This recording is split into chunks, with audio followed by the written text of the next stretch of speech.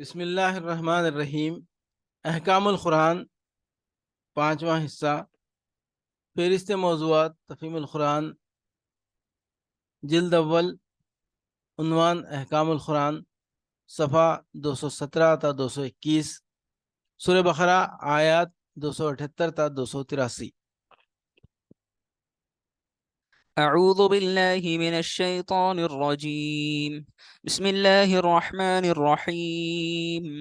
يا أيها الذين آمنوا اتقوا الله وذروا ما بقي من الربا إن كنتم مؤمنين، فإن لم تفعلوا فأذنوا بحرب من الله ورسوله، وإن تبتم فلكم رؤوس أموالكم لا تظلمون ولا تظلمون، وإن كان ذو عسرة فنظرة إلى ميسرة، وأن تصدقوا خير لكم إن كنتم تعلمون، واتقوا يوما ترجعون فيه إلى الله ثم توفى كل نفس ما كسبت وهم لا يظلمون. يا أيها الذين آمنوا إذا تداينتم بدين إلى أجل مسمى فاكتبوه، وليكتب بينكم كاتب بالعدل، ولا يأب كاتب أن يكتب كما علمه الله فليكتب، وليملل الذي عليه الحق وليتق الله ربه ولا يبخس منه شيئا، فإن كان الذي عليه الحق سفيها أو ضعيفا أو لا يستطيع أن يمل هو فليملل وليه بالعدل، واستشهدوا شهيدين من رجالكم، فإن لم يكونا رجلين فرجل وامرأتان ممن ترضون من الشهداء أن تضل إحداهما فتذكر إحداهما الأخرى، ولا يأبى الشهداء إذا ما دعوا، ولا تسأموا أن تكتبوه صغيرا أو كبيرا إلى أجله، ذلكم أقسط عند الله وأقوم للشهادة وأدنى ألا ترتابوا إلا أن تكون تجارة حاضرة تديرونها بينكم فليس عليكم جناح ألا تكتبوها، وأشهدوا إذا تبايعتم، ولا يضار كاتب ولا شهيد، وإن تفعلوا فإنه فسوق بكم، واتقوا الله ويعلمكم الله، والله بكل شيء عليم. وإن كنتم على سفر ولم تجدوا كاتبا فرهان مقبوضة، فإن أمن بعضكم بعضا فليؤد الذي ائتمن أمانته وليتق الله ربه، ولا تكتموا الشهادة، ومن يكتمها فإنه آثم قلبه، والله بما تعملون عليم. اے لوگو جو ایمان لائے ہو، خدا سے ڈرو، اور جو کچھ تمہارا سود لوگوں پر باقی رہ گیا ہے اسے چھوڑ دو، اگر واقعی تم ایمان لائے ہو۔ لیکن اگر تم نے ایسا نہ کیا تو آگاہ ہو جاؤ کہ اللہ اس کے رسول کی طرف سے تمہارے خلاف اعلان جنگ ہے۔ اب بھی توبہ کر لو اور سود چھوڑ دو تو اپنا اصل سرمایہ لینے کے تم حقدار ہو، نہ تم ظلم کرو نہ تم پر ظلم کیا جائے۔ تمہارا قرضدار تنگ دست ہو تو ہاتھ کھلنے تک اسے مہلت دو، اور جو صدقہ کر دو تو یہ تمہارے لیے زیادہ بہتر ہے اگر تم سمجھو۔ اس دن کی رسوائی و مصیبت سے بچو جبکہ تم اللہ کی طرف واپس ہوگے، وہاں ہر شخص کو اس کی کمائی ہوئی نیکی یا بدی کا پورا پورا بدلہ مل جائے گا، اور کسی پر ظلم ہرگز نہ ہوگا۔ اے لوگو جو ایمان لائے ہو، جب کسی مقرر مدت کے لیے تم آپس میں لین دین کرو تو اسے لکھ لیا کرو، فریقین کے درمیان انصاف کے ساتھ۔ ایک شخص دستاویز تحریر کرے جسے اللہ نے لکھنے پڑھنے کی قابلیت بخشی ہو، اسے لکھنے سے انکار نہ کرنا چاہیے۔ وہ لکھے اور املا وہ شخص کرائے جس پر حق آتا ہے، یعنی قرض لینے والا، اور اسے اللہ اپنے رب سے ڈرنا چاہیے کہ جو معاملہ طے ہوا ہو اس میں کوئی کمی بیشی نہ کرے۔ لیکن اگر قرض لینے والا خود نادان یا ضعیف ہو یا املا نہ کرا سکتا ہو تو اس کا ولی انصاف کے ساتھ املا کرائے۔ پھر اپنے مردوں میں سے 2 آدمیوں کی اس پر گواہی لو، اور اگر 2 مرد نہ ہوں تو 1 مرد اور 2 عورتیں ہوں، تو تاکہ ایک بھول جائے تو دوسری اسے یاد دلائے۔ یہ گواہ ایسے لوگوں میں سے ہونے چاہیے جن کی گواہی تمہارے درمیان مقبول ہو۔ گواہوں کو جب گواہ بننے کے لیے کہا جائے تو انہیں انکار نہ کرنا چاہیے، معاملہ خواہ چھوٹا ہو یا بڑا۔ میعاد کی تعیین کے ساتھ اس کی دستاویز لکھوا لینے میں تساہل نہ کرو۔ اللہ کے نزدیک یہ طریقہ تمہارے لیے زیادہ مبنی بر انصاف ہے، اس سے شہادت قائم ہونے میں زیادہ سہولت ہوتی ہے اور تمہارے شکوک و شبہات میں مبتلا ہونے کا امکان کم رہ جاتا ہے۔ ہاں، جو تجارتی لین دین دست بدست تم لوگ آپس میں کرتے ہو اس کو نہ لکھا جائے تو کوئی حرج نہیں، مگر تجارتی معاملے طے کرتے وقت گواہ کر لیا کرو۔ کاتب اور گواہ کو ستایا نہ جائے، ایسا کرو گے تو گناہ کا ارتکاب کرو گے۔ اللہ کے غضب سے بچو، وہ تم کو صحیح طریقے عمل کی تعلیم دیتا ہے اور اسے ہر چیز کا علم ہے۔ اگر تم سفر کی حالت میں ہو اور دستاویز لکھنے کے لیے کوئی کاتب نہ ملے تو رہن بالخبز پر معاملہ کرو۔ اگر تم میں سے کوئی شخص دوسرے پر بھروسہ کر کے اس کے ساتھ کوئی معاملہ کرے تو جس پر بھروسہ کیا گیا ہے اسے چاہیے کہ امانت ادا کرے اور اللہ اپنے رب سے ڈرے، اور شہادت ہرگز نہ چھپاؤ۔ جو شہادت چھپاتا ہے اس کا دل گناہ میں آلودہ ہے اور اللہ تمہارے اعمال سے بے خبر نہیں ہے۔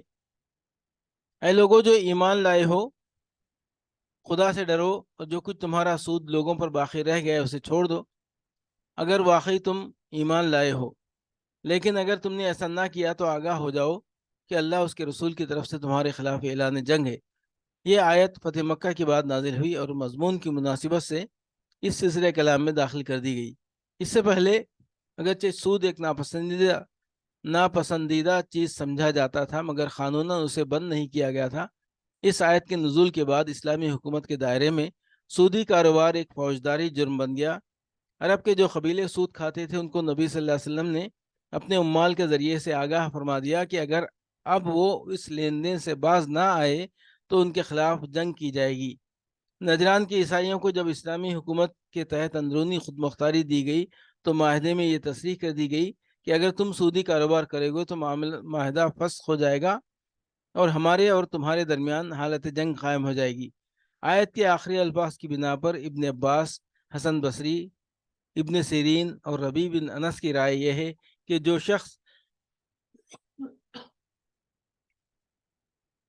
دارالاسلام میں سود کھائے اسے توبہ پر مجبور کیا جائے اور اگر باز نہ آئے تو اسے قتل کر دیا جائے۔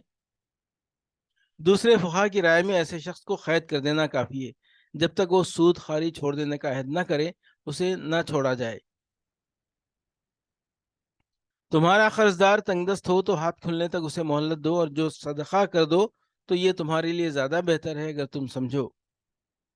اسی آیت سے شریعت میں یہ حکم نکالا گیا ہے کہ جو شخص ادائے قرض سے عاجز ہو گیا ہو، اسلامی عدالت اس کے قرض خواہوں کو مجبور کرے گی کہ اسے مہلت دے، اور بعض حالات میں وہ پورا قرض یا قرض کا ایک حصہ معاف بھی کرانے کی مجاز ہوگی۔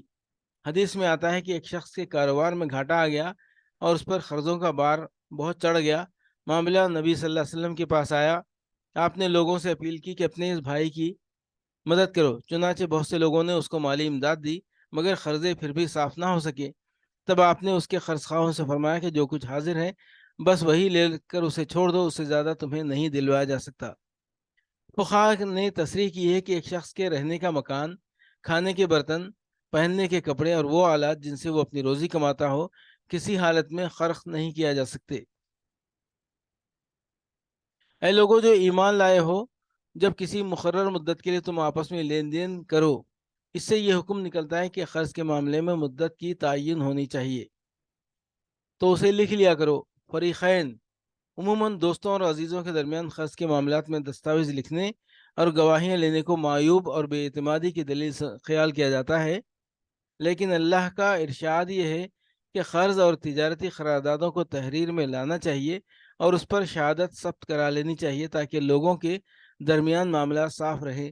حدیث میں آتا ہے کہ 3 قسم کے آدمی ایسے ہیں جو اللہ سے فریاد کرتے ہیں مگر ان کی فریاد سنی نہیں جاتی۔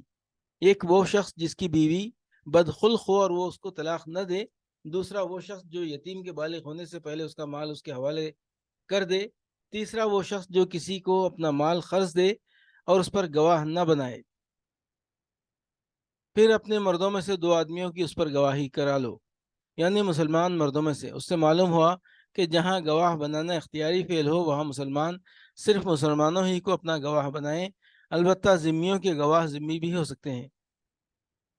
یہ گواہ ایسے لوگوں میں سے ہونے چاہیے جن کی گواہی تمہارے درمیان مقبول ہو۔ مطلب یہ ہے کہ ہر کس و ناکس گواہ ہونے کے لیے موضوع نہیں ہے، بلکہ ایسے لوگوں کو گواہ بنایا جائے جو اپنے اخلاق و دیانت کے لحاظ سے بالعموم لوگوں کے درمیان قابل اعتماد سمجھے جاتے ہوں۔ ہاں، جو تجارتی لین دین دست بدست تم لوگ آپس میں کرتے ہو اس کو نہ لکھا جائے تو کوئی حرج نہیں۔ مطلب یہ ہے کہ اگر روزمرہ کی خرید و فروخت میں بھی معاملے بے کا تحریر میں آ جانا بہتر ہے، جیسا کہ آج کل کیش میمو لکھنے کا طریقہ رائج ہے، تاہم ایسا کرنا لازم نہیں ہے۔ اسی طرح ہمسایہ تاجر ایک دوسرے سے رات دن جو لین دین کرتے رہتے ہیں اس کو بھی اگر تحریر میں نہ لایا جائے تو کوئی مذائقہ نہیں، مگر تجارتی معاملہ طے کرتے وقت گواہ کر لیا کرو، کاتب اور گواہ کو ستایا نہ جائے۔ اس کا مطلب یہ بھی ہے کہ کسی شخص کو دستاویز لکھنے یا اس پر گواہ بننے کے لیے مجبور نہ کیا جائے، اور یہ بھی کہ کوئی فریق کاتب یا گواہ کو اس پر اس بنا پر نہ ستائے کہ وہ اس کے مفاد کے خلاف صحیح شہادت دیتا ہے۔ اگر تم سفر کی حالت میں ہو اور دستاویز لکھنے کے لیے کوئی کاتب نہ ملے، رہن بالخبز پر معاملہ کرو۔ یہ مطلب نہیں کہ رہن کا معاملہ صرف سفر ہی میں ہو سکتا ہے، بلکہ ایسی صورت چونکہ زیادہ تر سفر میں پیش آتی ہے اس لیے خاص طور پر اس کا ذکر کر دیا گیا ہے۔ نیز معاملہ رہن کے لیے یہ شرط بھی نہیں ہے کہ جب دستاویز لکھنا ممکن نہ ہو صرف اسی صورت میں رہن کا معاملہ کیا جائے۔ اس کے علاوہ ایک صورت یہ بھی ہو سکتی ہے کہ جب محض دستاویز لکھنے پر کوئی قرض دینے کے لیے آمادہ نہ ہو تو قرض کا طالب اپنی کوئی چیز رہن رکھ کر روپیہ لے لے، لیکن قرآن مجید چونکہ اپنے پیرووں کو فیاضی کی تعلیم دینا چاہتا ہے اور یہ بات بلند اخلاق سے فروتر ہے کہ ایک شخص مال رکھتا ہو اور وہ ایک ضرورت مند آدمی کو اس کی کوئی چیز رہن رکھے بغیر قرض نہ دے، اس لیے قرآن نے قصداً اس دوسری صورت کا ذکر نہیں کیا۔ اس سلسلے میں یہ بھی معلوم ہونا چاہیے کہ رہن بالقبض کا مقصد صرف یہ ہے کہ قرض دینے والے کو اپنی قرض کی واپسی کا اطمینان ہو جائے، اسے اپنے دیے ہوئے مال کے معاوضے میں شیء مرہونہ سے فائدہ اٹھانے کا حق نہیں ہے۔ اگر کوئی شخص رہن لیے ہوئے مکان میں خود رہتا ہے یا اس کا کرایہ کھاتا ہے تو دراصل سود کھاتا ہے۔ قرض پر براہ راست سود لینے اور رہن لی ہوئی چیز سے فائدہ اٹھانے میں اصولاً کوئی فرق نہیں ہے۔ البتہ اگر کوئی جانور رہن لیا گیا ہو تو اس کا دودھ استعمال کیا جا سکتا ہے اور اس سے سواری و باربرداری کی خدمت لی جا سکتی ہے، کیونکہ یہ دراصل اس چارے کا معاوضہ ہے جو مرتہن اس جانور کو کھلاتا ہے۔ اور شہادت ہرگز نہ چھپاؤ۔ شہادت دینے سے گریز کرنا یا شہادت میں صحیح واقعات کے اظہار سے پرہیز کرنا، دونوں پر شہادت چھپانے کا اطلاق ہوتا ہے۔